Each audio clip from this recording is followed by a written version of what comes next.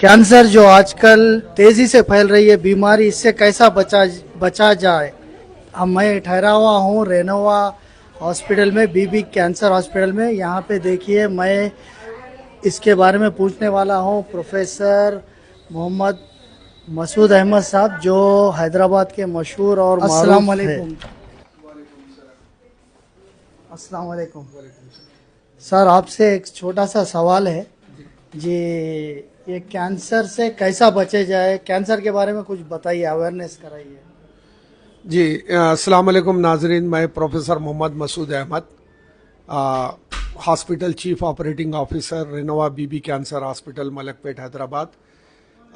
ये 42 साल पुराना कैंसर हॉस्पिटल है, बीबी कैंसर हॉस्पिटल, जो 1984 में स्टार्ट हुआ है और कई हज़ारों की तादाद में यहाँ पर कैंसर का इलाज हुआ है।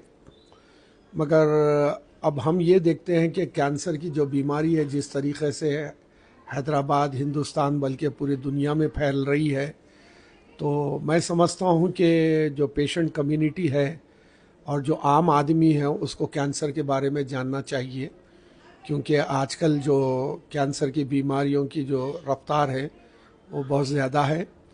और सब में बेहतरीन चीज़ ये है कि अंग्रेज़ी में कहते हैं precaution is better than cure. तो अगर हम इससे एहतियात अगर करें तो वो ठीक रहेगा। वरना क्या है, ये बीमारी का जो मामला है और जो अखराजात हैं और ट्रीटमेंट का जो प्रोसेस है, ये बिल्कुल कॉम्प्लिकेटेड और कॉम्प्लेक्स है। WHO का एक ऑर्गेनाइजेशन है, वर्ल्ड हेल्थ ऑर्गेनाइजेशन, उसका एक रिसर्च ग्रुप है जिन्होंने कैंसर के ऊपर ये कहा कि 2030 तक पूरी दुनिया में हर 5वें आदमी को कैंसर होने का खदशा है।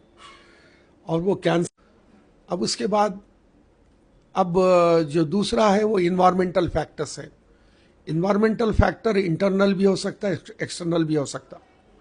जैसा आमतौर पे इंटरनल और एक्सटर्नल में जो सबसे बड़ा प्रॉब्लम है इन्वायरमेंट का है, वो रेडिएशन है और पोल्यूशन है। पोल्यूशन तो आम है, जो सब सुनते हैं पोल्यूशन के बारे में। रेडिएशन के बारे में कम जानते हैं। रेडिएशन वो ऐसी शुआएं हैं जो इलेक्ट्रॉनिक गैजेट्स वगैरह से आती हैं। जितने भी हम इलेक्ट्रॉनिक चीज़ें इस्तेमाल कर रहे हैं, जैसा कंप्यूटर है, लैपटॉप है, टैब है, मोबाइल फ़ोन है, या गीज़र है आपका, या ओवन है, या LED लाइट्स है, तो रेडिएशन का इफ़ेक्ट होता है। और ख़ास तौर से हमारा ऑब्जर्वेशन ये रहा, ये 5G वाईफाई जब से हम इस्तेमाल कर रहे हैं, उससे भी रेडिएशन का इफ़ेक्ट है। तो ख़ास तौर से नौजवान रातों में मोबाइल फ़ोन पे चैटिंग करना, रात तमाम मोबाइल फ़ोन ऑन होता है, टैब ऑन होता है, लैपटॉप ऑन होता है, ये अच्छी चीज़ नहीं है सेहत के लिए। वो चाहे वो कैंसर हो या दूसरे बीमारियां हों। बहुत से लड़के डिप्रेशन में हैं और न्यूरो डिसऑर्डर है उनको। तो इस तरीके की चीज़ें हैं।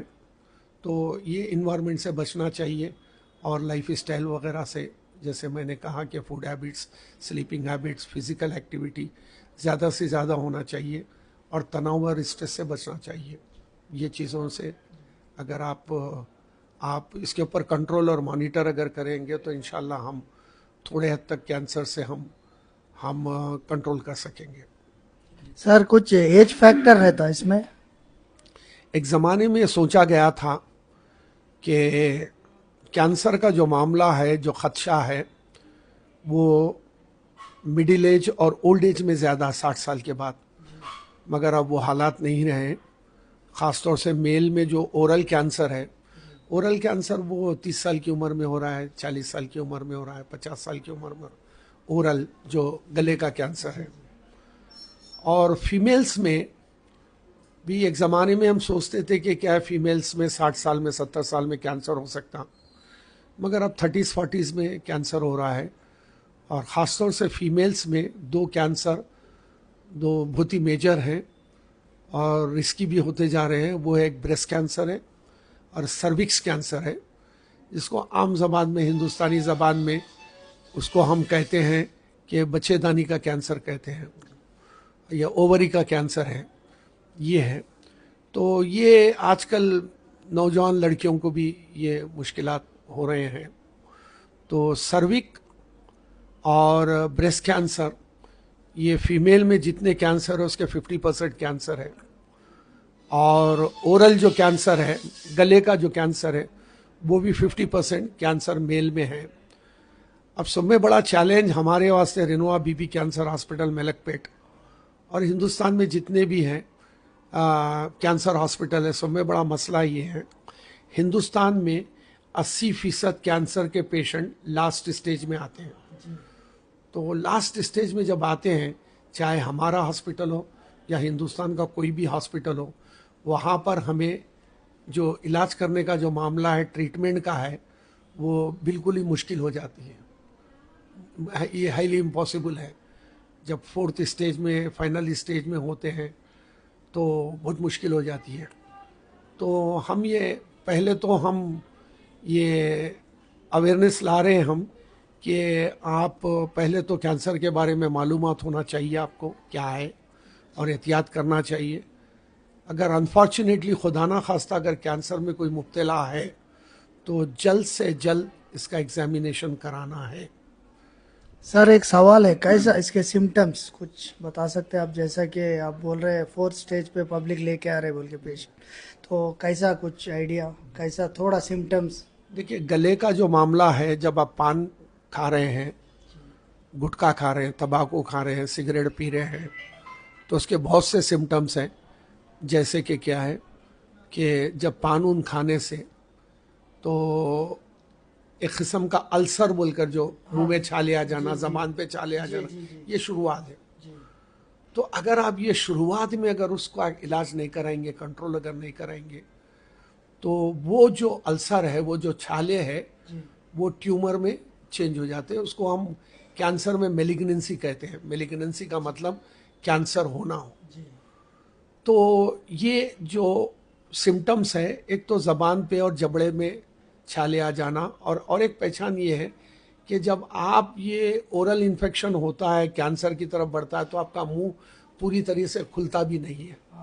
ये एक पहचान है, समझ जाओ, मुंह खुलता नहीं है। और कैंसर के माने क्या है? माने ये है कि इंसान के जिस्म में ह्यूमन सेल्स रहते हैं, वो सेल्स का आपस में मिल जाना और अबनॉर्मल ग्रोथ जो है, उसको हम कैंसर कहते हैं। तो किसी पुराने ज़माने में कुछ गदूद आ जाना, तो और क्या है, और कुछ हिस्सा फूल जाना, जिस्म का कुछ हिस्सा फूल जाना। आम ज़बान में, हैदराबादी ज़बान में बागरा, ददोड़े वगैरह वो है। और हाँ, तो इस तरीके से है। तो अरे भाई वो कुछ दर्द उरद नहीं है, वो उस तरीके से क्या है मालूम, वो कुछ नुकसानदा नहीं है। तो जो चीज़ बढ़ रही है और जो चीज़ जिसका साइज़ बढ़ रहा है, तो उसकी तफ्तीश ज़रूरी है, समझो। ये ऐसा नहीं हो सकता क्योंकि दर्द नहीं है उससे, वो खाली है, तो उसके वास्ते क्या है मालूम, आपको कुछ नुकसान नहीं होगा, ज़रूरी नहीं है। वो ट्यूमर में हो सकता है, समझो, ट्यूमर में चेंज हो सकता है। तो ये चीज़ें हैं, तो हम एहतियात करना चाहिए इन चीज़ों से। ये थे मारूफ शख्सियत प्रोफेसर मोहम्मद मसूद अहमद साहब, जो Hyderabad Renova BB cancer hospital के HCEO है, चीफ। सो बहुत बहुत शुक्रिया साहब आपका। इंशाल्लाह जिस किसी को भी कुछ भी डाउट है, कुछ भी प्रॉब्लम है, मेंटली आप डिस्टर्ब है, तो साहब से आके पर्सनली मिल सकते हैं इंशाल्लाह। हमारे रेनोवा बीबी कैंसर हॉस्पिटल का मकसद ये नहीं है कि ज़्यादा से ज़्यादा लोगों को कैंसर होना चाहिए, हम इलाज करना चाहिए, नहीं, मकसद वो नहीं है। ख़ास तौर से हमारा एक कैंपेन चल रहा है, मैं खुद ही उसको लीड कर रहा हूँ, वो है cancer awareness and prevention program है, जो मैं हिंदुस्तान और हिंदुस्तान के बाहर 1 घंटे का एक इवेंट होता है, जहाँ पर मैं समझाता हूँ कि कैंसर क्या है, उसकी शुरुआत क्या है, उसके स्टेजेस क्या है, और उसका इलाज क्या है, और उसके एहतियात क्या है, उसके प्रिकॉशंस क्या है। वो 100 लेक्चर सीरीज़ है। तो उसमें से हिंदुस्तान में मैं 6 लेक्चर्स हो चुके हैं। अब मैं इंशाल्लाह मैं अब दोहा क़तर में है, बहरीन में, सऊदी अरब वगैरह में भी है। तो हमारी कोशिश है कि क्या है, ज़्यादा से ज़्यादा अवेयरनेस लाना चाहिए लोगों में कैंसर के ताल्लुक़ से। उम्र का कोई तकाजा नहीं है, कैंसर कभी भी हो सकता है, यहाँ पर लड़के हैं, नौजवान लड़के लड़कियाँ हैं और स्कूल के स्टूडेंट्स भी हैं, उनको भी क्या है यहाँ पर कैंसर के पेशेंट आ रहे हैं। तो हमारी कोशिश है कि ये अवेयरनेस और प्रिवेंशन प्रोग्राम चलाना चाहिए कैंसर में। सर 16 महीने हो रहा ज्वाइन होके, 16 महीने में 500 सक्सेसफुल सर्जरीज करे और बहुत अच्छे से यहाँ से सब लोग का फीडबैक भी अच्छा था। इंशाल्लाह अल्लाह रेनोवा को बुलंदियों पे पहुंचाए। साहब आपको भी कंग्रेचुलेशंस है, थैंक यू, जज़ाकल्लाह खैर। थैंक यू, बहुत थैंक यू, शुक्रिया, थैंक यू। ये आपका कीमती वक्त दिए, जज़ाकल्लाह खैर।